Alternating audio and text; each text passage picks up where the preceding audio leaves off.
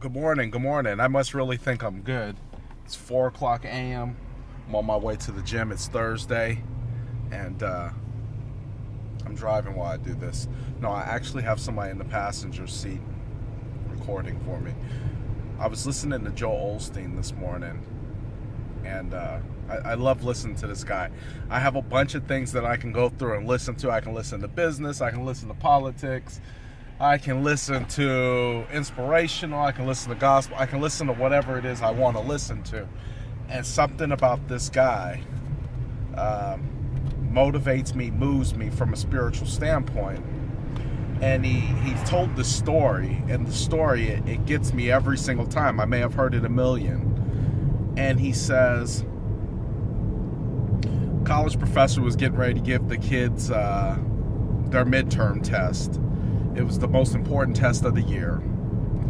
And as the students came into the classroom and they sat down, the professor stood up and said, I'm going to offer a one-time deal. And what that one-time deal is this: whoever at this moment would prefer to just have an automatic C, because we do understand how difficult the test is, I will allow you to, versus taking the test, I will give you an automatic C and you will therefore pass. Please raise your hand, whoever would like to take part of this. And they knew the professor was serious. He was a serious guy. He didn't joke around a whole lot. So, he was going to give you a legitimate C. Or you take your chances with the test, but most kids weren't confident in it.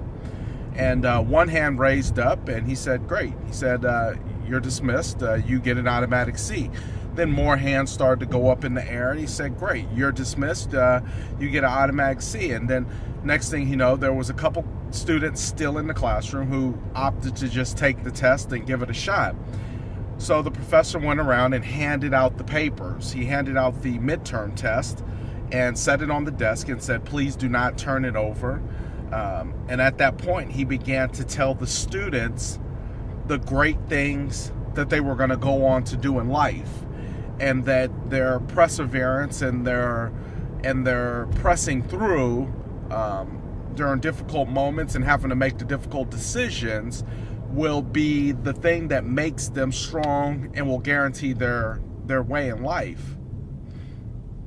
After he had finished talking to them for a few minutes, the professor finally told the students that were remaining in the room to go ahead and flip the test over and to begin. And when they flipped the test over, on the other side, it simply read, congratulations, you received an A. And what Joel was trying to say in so many words is that too many times in life we settle for the C because we don't want to try. We don't want to see what we're capable of. Better yet, we don't want to try to the point where God will pick up the slack and carry us through to the rest of it. And it started reminding me of those old, I say old, but in the 60s, 70s, when people used to hitchhike and they would have these signs. Let's say they were going from Arizona to Milwaukee or wherever they were going. They would have a sign standing on the side of a freeway or standing on the side of the road that says Milwaukee or bust. Meaning I'm going to Milwaukee and that's it. There's no other option. And sometimes you got to have that mindset that there's no other option. I'm either going to die trying this, die doing this, or you're going to give me what I want. That's our options. I'm going to die trying, or you're going to give me what I want. And I think when you have that mentality, it doesn't really matter what comes at you. You've already committed. You've already said that this is it. There's no going back. I can't live any other way other than the way that my heart is telling me I need to live. I can't live in poverty.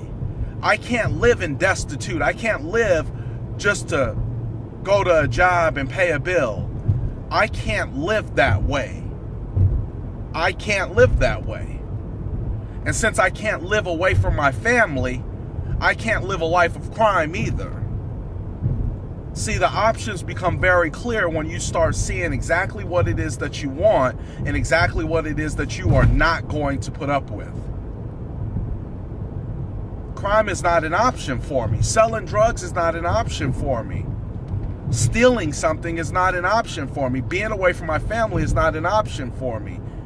Even though those easy ways are there and they're evident, embezzling is not an option for me. Breaking the law is not an option. But neither is being broke.